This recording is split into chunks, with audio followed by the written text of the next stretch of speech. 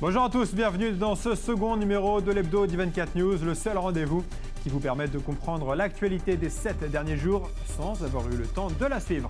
En programme, aujourd'hui, la Catalogne est-elle sur la voie de l'indépendance en Espagne? On tentera d'y voir clair et on en discutera avec un spécialiste.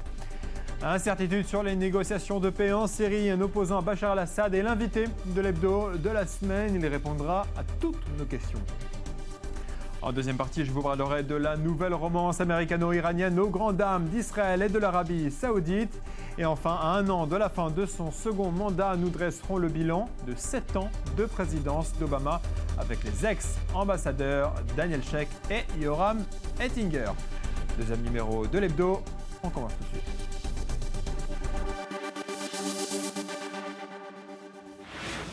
Et on commence donc avec la Catalogne qui pourrait devenir bientôt indépendante. C'est en tout cas le pari que s'est donné le nouveau président de la région. Il veut y parvenir d'ici 2 ans, mais vous allez le voir, les revendications sécessionnistes de la Catalogne ne datent pas du tout de cette année. Solal Azerwal rembobine l'histoire. En Espagne, indépendantisme est synonyme de nationalisme basque. Depuis que l'ETA a rendu les armes, c'est au tour de la Catalogne de reprendre le devant de la scène. Dimanche 10 janvier, Carles Puigdemont est investi par la majorité absolue à la tête de la Catalogne pour l'amener vers la sécession. Les indépendantistes sont enfin en ordre de bataille. L'objectif ? Mener les Catalans vers la création d'une république catalane. L'idée n'est pas nouvelle, elle remonte à 1975 et la mort de Franco. Les 40 ans de dictature fasciste d'El Codillo n'ont pas mouché les ambitions catalanes. Alors que l'Espagne vit sa transition démocratique, la Catalogne fait entendre sa voix. Plus d'1 million de Catalans descendent dans la rue jusqu'à obtenir, en 1977, le rétablissement de la Generalitat, une forme de gouvernement autonome catalan en fonction depuis 1932. Étouffée sous Franco, la Generalitat s'exile en France, mais revient triomphalement à Barcelone en 1977.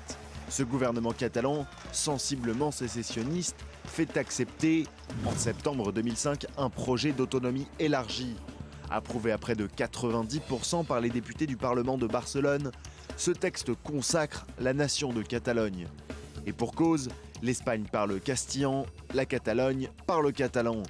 Dans cette lignée, Carles Puigdemont devient, dimanche 12 janvier, président de l'exécutif de Catalogne avec un objectif, obtenir son indépendance de l'Espagne en 2017.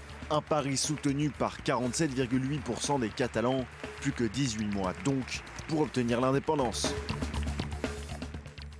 Et pour comprendre ce que signifie l'élection de ce nouveau président de la Catalogne, j'accueille le chercheur de l'IRIS Jean-Jacques Kourlianski, spécialiste des questions ibériques. Merci d'être avec nous. Tout d'abord, est-ce qu'on va vers une restructuration du système politique espagnol ? Alors en ce qui concerne le résultat des élections législatives espagnoles du 20 décembre, on a assisté effectivement à un événement tout à fait inédit, la fracturation de la représentation parlementaire. C'est-à-dire que traditionnellement, il y avait un parti de centre-droit et un parti de centre-gauche qui alternaient au pouvoir. Aujourd'hui, nous avons 4 partis, 2 dans chaque famille.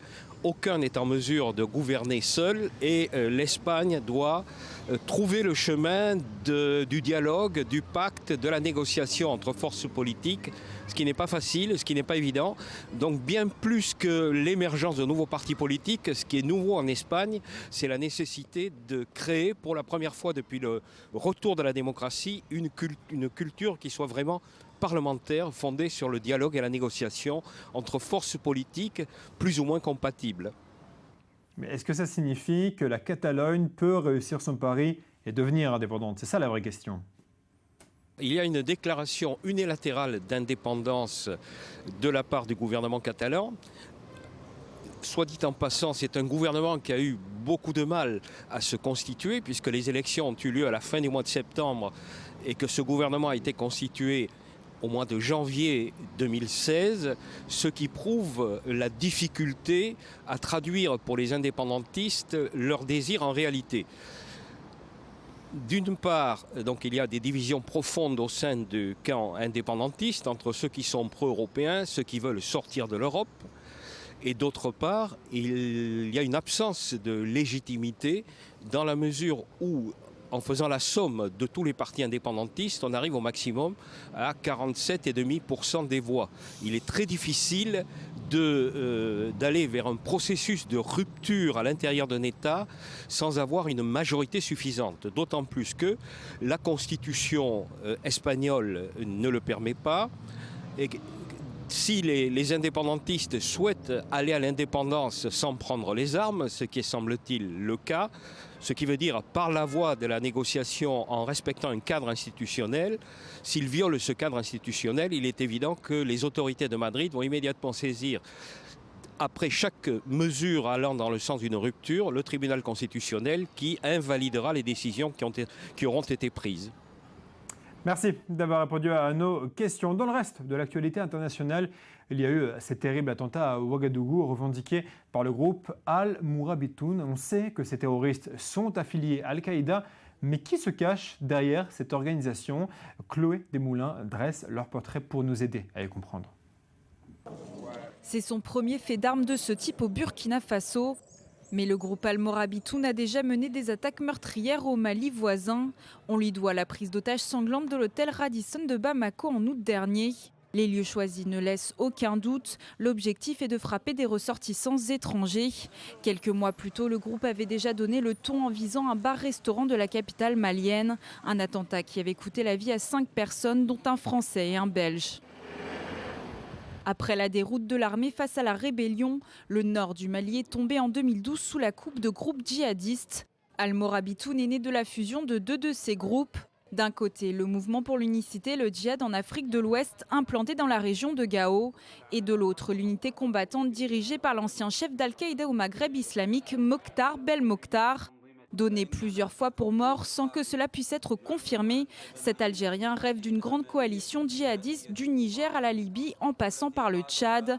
Signe distinctif, il a fermement démenti l'allégeance d'Al-Mourabitoun à l'organisation État islamique et réaffirmé plusieurs fois sa loyauté à Al-Qaïda.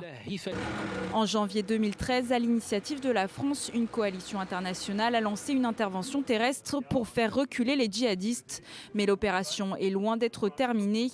Des zones entières du Mali échappent encore aux autorités.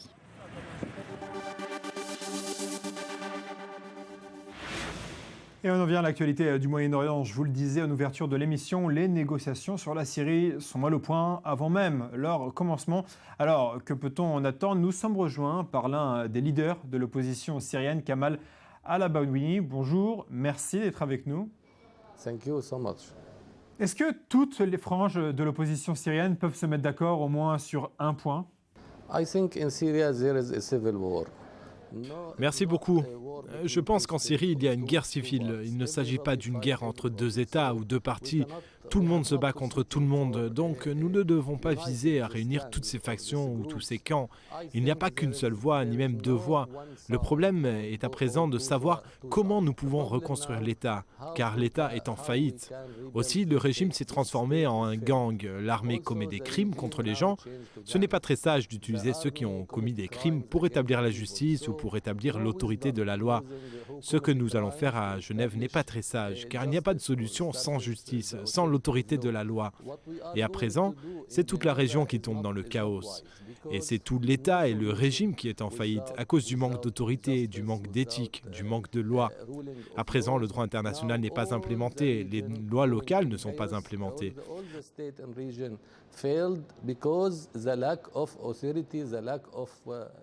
Voilà pourquoi nous avons besoin d'un projet, de pouvoir appliquer ces lois au sein même de l'État, le droit international comme le droit local.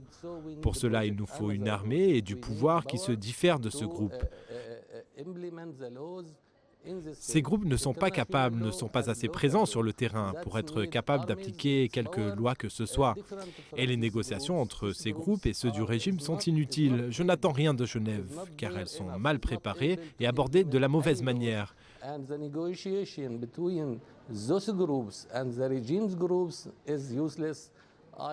Nous avons besoin de projets locaux, de projets régionaux, afin de pouvoir implémenter la loi pour ensuite contrôler la région. Je pense que la Syrie est morte et que le Liban est mort et que l'Irak est mort. Et nous avons besoin d'un autre type de régime. Voilà pourquoi j'ai visité Israël, j'ai visité les pays de la région à la recherche de nouveaux projets. C'est extrêmement important de reconstruire la stabilité et la paix au Moyen-Orient.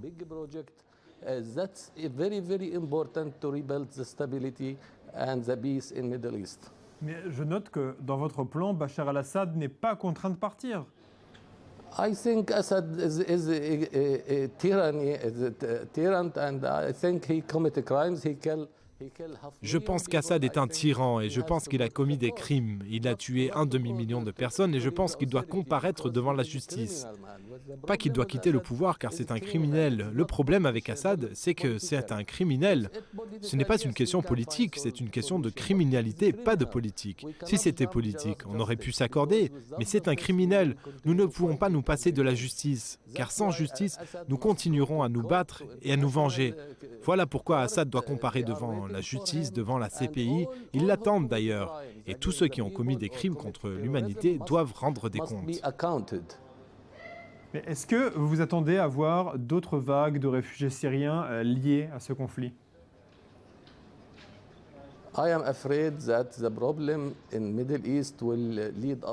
J'ai peur que les problèmes au Moyen-Orient vont nous conduire à une guerre régionale ou même à une guerre internationale. Et avec ce type d'approche, nous ne trouverons aucune solution. Personne ne pourra revenir. Regardez la Jordanie, c'est devenu un état de réfugiés. Le Liban aussi est un état de réfugiés. Les Syriens sont exilés un petit peu partout. C'est toute la région qui souffre de cette crise de réfugiés et tout le monde est devenu réfugié au Moyen-Orient. C'est un énorme problème auquel nous ne pouvons pas trouver de solution de cette façon. Parlons un petit peu maintenant de la situation militaire. Quelle est la force de Daesh actuellement en Syrie ? Daesh est le groupe le plus criminel dans la région, mais c'est un résultat. La cause, c'est l'absence d'autorité, le manque de sagesse, le manque de justice. Je pense que nous devons aborder les causes qui ont fait que Daesh a pu grandir et conquérir des terres.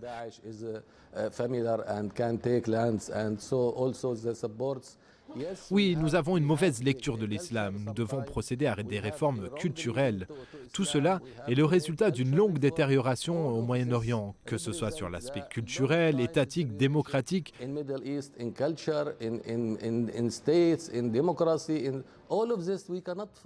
Sur tous ces plans, il n'y a pas de solution facile. Nous ne pouvons pas trouver de solution rapide.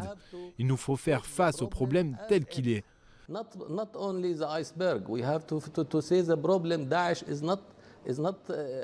pas voir seulement la partie immergée de l'iceberg. Daesh n'est pas une menace qui va disparaître sur le court terme, car Daesh possède des bases dans les esprits et dans la culture, et aussi dans un État étranger.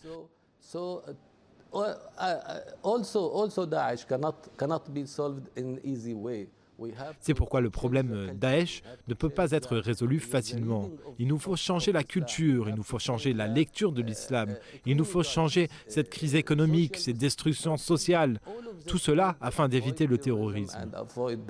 Le problème est qu'à l'international, on pense que la guerre est la meilleure solution. Cette guerre qui détruit nos villes, qui détruit notre société et qui exagère le rôle de Daesh.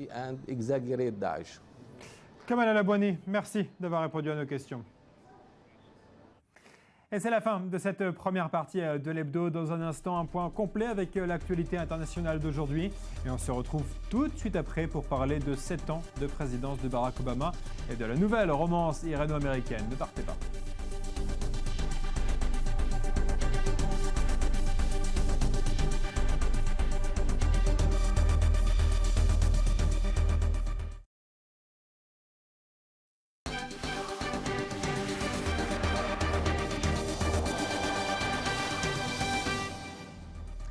Merci d'être resté avec nous pour cette seconde partie de l'Hebdo. Bienvenue si vous nous rejoignez dans quelques instants. Les ex-ambassadeurs Daniel Sheikh et Yoram Ettinger seront sur ce plateau pour parler de 7 ans de présidence de Barack Obama. Mais avant cela, je voudrais revenir sur ceci.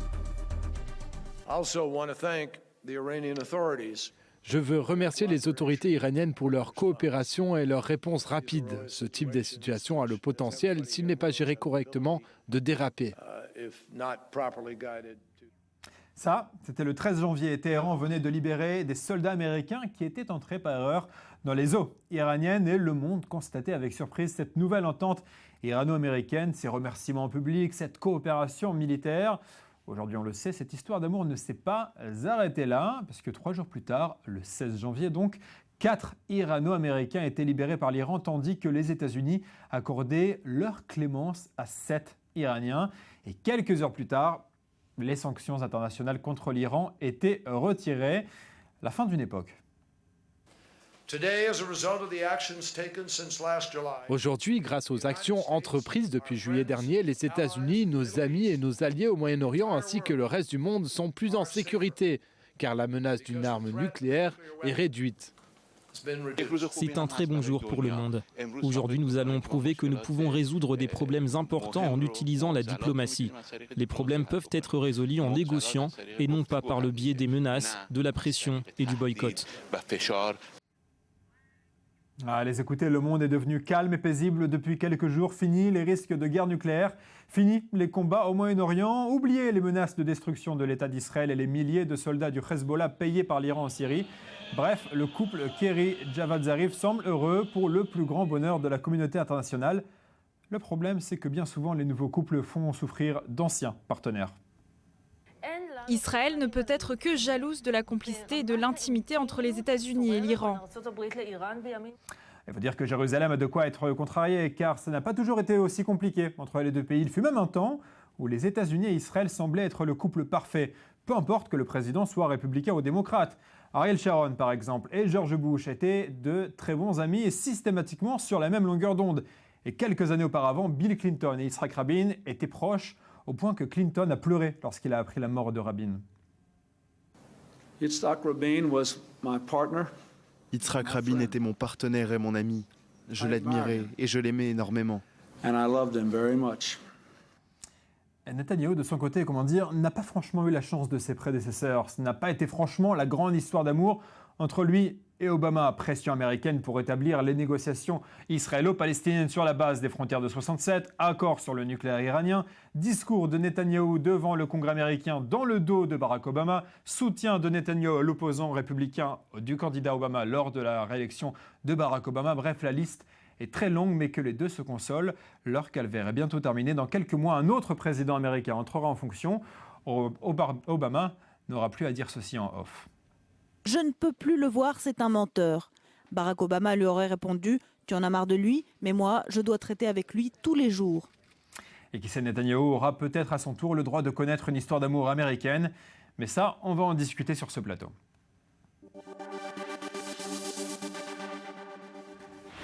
Yoram Ettinger, bonjour. Merci beaucoup d'être avec nous. Vous êtes spécialiste des questions américaines. Vous êtes ancien ambassadeur d'Israël. Merci d'être ici. On va répondre à toutes ces questions avec vous. Daniel Sheikh, bonjour. On ne vous présente plus, ancien ambassadeur d'Israël en France. Alors, la semaine dernière, Barack Obama a donc prononcé son dernier discours sur l'état de l'Union. L'occasion pour nous de faire le bilan de ces 2 mandats du président américain, ses succès, ses échecs. David Gombin rembobine 7 ans de présidence Obama. L'heure du bilan a presque sonné pour Barack Obama. Bien qu'il ne lui reste encore près de 12 mois avant que son mandat n'expire, il a prononcé ce mardi 12 janvier devant le Congrès son dernier discours sur l'état de la nation. L'occasion pour lui de défendre son passif. Retour sur les principales mesures du 44e président des États-Unis d'Amérique. 4 novembre 2008, au terme d'une campagne acharnée contre le républicain McCain, Barack Obama accède à la Maison-Blanche avec plus de 9 millions de voix d'avance. L'heure est historique. C'est la première fois qu'un Afro-Américain s'installe dans le bureau ovale. Pour l'un de ses premiers pas en matière de politique étrangère, Obama choisit le Caire pour prononcer un discours fondateur. Rapprochement avec l'Iran, réconciliation avec le monde musulman, c'est aussi un avertissement lancé à Israël, principal allié des Américains dans la région. Alors qu'il n'est en poste que depuis quelques mois à Oslo, on lui décerne à la surprise générale le prix Nobel de la paix. S'ensuit une polémique sur la justification ou non de cette attribution. D'autant que 10 jours avant de recevoir ce prix, il renforce le contingent américain en Afghanistan de 30 000 hommes. C'est une véritable croisade sociale qu'a menée Barack Obama, le texte renommé Obamacare qui réforme le système de santé et attribue une assurance santé universelle est voté. Une réforme dont le Congrès débattait depuis plus d'un siècle et qui signe l'une des plus éclatantes victoires d'Obama. Les comptes sont réglés avec Al-Qaïda. Le chef des armées annonce en direct à la télévision la liquidation par les forces spéciales de l'ennemi public numéro 1, Oussama Ben Laden. En ayant pour lui un bilan plutôt flatteur, Obama se voit réélire pour un nouveau mandat de 4 ans à la Maison-Blanche. En octobre 2013, le refus du Congrès de voter le budget fédéral entraîne un blocage total de l'administration. C'est le shutdown. Finalement, le plafond de la dette est relevé et un accord trouvé. Suite à des frappes chimiques en banlieue de Damas, François Hollande veut frapper le régime d'Assad. Mais au dernier moment, Obama rétropédale. Une surprise, d'autant qu'Obama avait fixé moins d'un an auparavant l'utilisation d'armes chimiques comme une ligne rouge à ne pas franchir. Comme un parfum de guerre froide flotte sur les relations avec la Russie. L'annexion de la Crimée par la Russie irrite l'administration Obama et ses rapports avec Vladimir Poutine sont au plus bas. C'est la principale victoire diplomatique du mandat. Après 63 ans d'embargo et d'absence de relations diplomatiques avec Cuba, voici le temps des grandes réconciliations, officialisées quelques mois plus tard par la visite du secrétaire d'État John Kerry. Au crépuscule de son mandat, Obama n'a cependant pas dit son dernier mot et les promesses de campagne pas toutes tenues. Fermeture de Guantanamo, limitation des armes à feu et il lui reste un peu moins de 300 jours avant de quitter la Maison-Blanche. Le compte à rebours a bien commencé.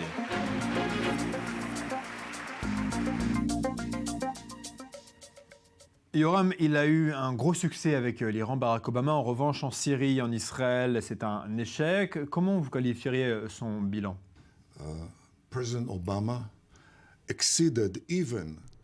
Le président Obama a même dépassé le président Jimmy Carter en subordonnant la réalité à ses bonnes intentions, y compris, soit dit en passant, avec l'Iran. Je ne vois aucun succès en ce qui concerne la menace mondiale de l'extrémisme islamique. Je ne pense pas que cela a participé à augmenter la stabilité mondiale lorsque le président a signé un accord avec l'Iran où il revient sur les sanctions, mais sans demander en retour une suspension du terrorisme iranien, sa subversion et d'autres conduites similaires.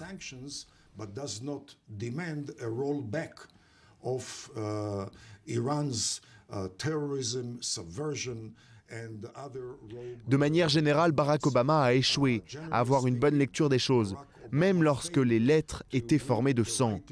Il a fait référence au tsunami arabe, que certains ont appelé le printemps arabe, en une transition vers la démocratie. Il a porté un coup de poignard dans le dos de Moubarak. Et il a provoqué un vent contraire en faveur des frères musulmans qui se sentent mal encore aujourd'hui en ce qui concerne Al-Sisi. Et non pas le moindre, il a échoué sur le plan intérieur également. Le fait est que son taux de popularité est relativement bas. Durant ses 2 mandats, Obama, ces 7 dernières années,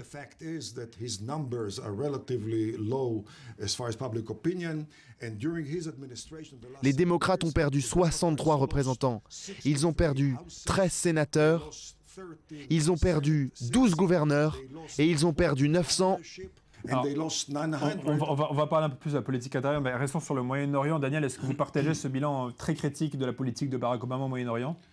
Non, je ne pense pas qu'on puisse séparer les deux, parce que nous, évidemment, nous considérons Barack Obama, nous, je veux dire, un nous très universel, comme le leader du monde libre. Évidemment, le rôle des États-Unis dans les affaires du monde est énorme. Mais il est avant tout élu comme président des Américains. On va parler de son bilan intérieur aussi. Oui.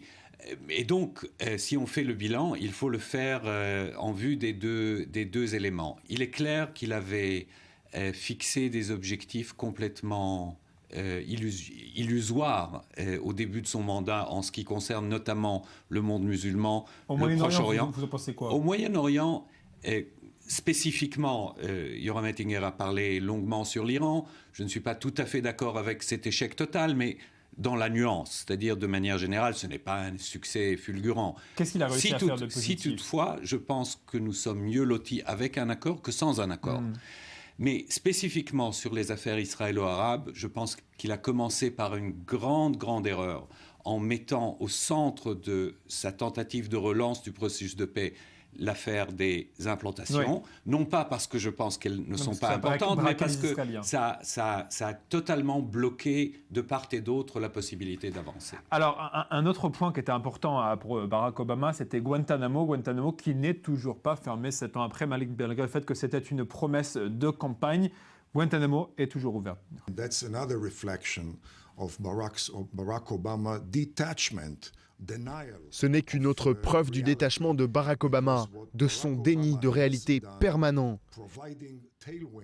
Car c'est précisément ce que Barack Obama a fait par rapport au terrorisme international, par sa politique d'apaisement, plutôt que de se confronter aux régimes terroristes comme l'Iran et aux individus terroristes à Guantanamo.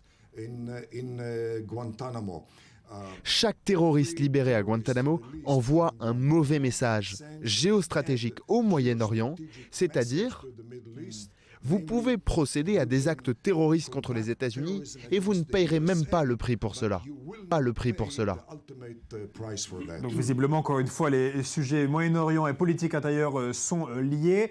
L'échec de la fermeture de Guantanamo a pesé sur la politique internationale, là aussi ? Je pense que oui, mais je pense que là, c'est plutôt peut-être une reconnaissance par Barack Obama de l'impossibilité de fermer comme ça et de tourner le dos. 7 ans. Oui, 7 ans. Peut-être qu'il a changé d'avis. Vous savez, les présidents ont le droit de changer d'avis face à une réalité. On ne peut pas à la fois lui reprocher de ne pas considérer la réalité comme un barème et lui reprocher des changements. Il faut aussi dire que la main de fer, soi-disant, contre le terrorisme qu'avait utilisé George W. Bush n'a pas eu un succès fulgurant non plus, et que certains des attentats les pires de l'histoire de l'Amérique ont eu lieu sous la présidence Bush. Un point important que Barack Obama voudrait réussir à terminer avant la fin de son second mandat, c'est le port d'armes, le contrôle du port d'armes. Est-ce que vous pensez que Barack Obama a une chance de réussir à légiférer sur ce point ? Le fait est que Barack Obama a préféré des actions en passant par l'exécutif plutôt qu'en passant par le législatif.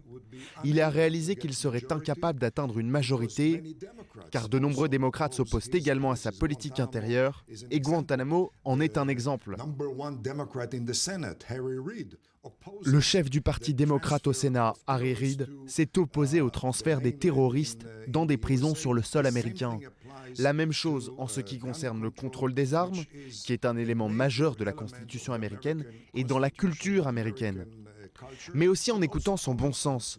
Le fait que des personnes décentes puissent pouvoir s'armer n'a aucun effet sur le crime, et certainement pas sur le terrorisme. De fait, lorsqu'il y a une attaque menée par un terroriste, il vaut mieux que ces personnes décentes puissent être armées plutôt que le contraire. Franchement, je suis incapable de comprendre un tel raisonnement. C'est une des choses les plus incompréhensibles pour un Européen ou pour quelqu'un d'autre en dehors des États-Unis que de voir cette attitude. Des milliers et des milliers d'Américains meurent chaque année par des meurtres, par des massacres, par des accidents, et il est impossible de mettre même le plus petit contrôle sur qui a le droit de porter des armes et qui non. Parce que Yoram Ettinger a raison. Des gens bien, des gens décents, decent people, you say, c'est très bien. Mais il n'y a pas que des decent people aux États-Unis, et les autres ont la même liberté de porter des armes que les decent people. Donc ici, je suis entièrement solidaire de la grande importance et de la grande émotion que ressent et qu'a exprimé Barack Obama sur cette question. Alors avant de se quitter, on n'arrivera pas à vous mettre d'accord sur ce point. On va choisir en tout cas l'homme de la semaine. Peut-être que vous serez d'accord là-dessus. Notre équipe en a choisi 3. David Bowie, la superstar, est morte il y a quelques jours à l'âge de 69 ans. Lionel Messi, le footballeur qui a remporté son 5e ballon d'or. Et enfin, l'ex-président et Premier ministre de l'État d'Israël, Shimon Peres, qui a été hospitalisé à l'âge de 72 ans pour des problèmes cardiaques. 92 ans pour des problèmes cardiaques. Il a l'air plus jeune, excusez-moi. 92 ans, mais qui compte ? Qui compte, absolument. Daniel, quel est votre homme de la semaine entre ces 3 ? Avec toute l'amitié que vous connaissez et que je porte pour Shimon Peres, je pense qu'il est inévitable de choisir David Bowie cette semaine. C'est quand même un homme qui a fait preuve non pas seulement d'une énorme créativité, mais qui a marqué toute une génération. Yoram. Mon choix se porte sur Lionel Messi, car il a prouvé que l'on peut surmonter les difficultés. Il subit une blessure, il revient et pour la 5e année, il est élu le meilleur joueur du monde. Vous n'avez pas besoin d'être un gars costaud, un gars fort.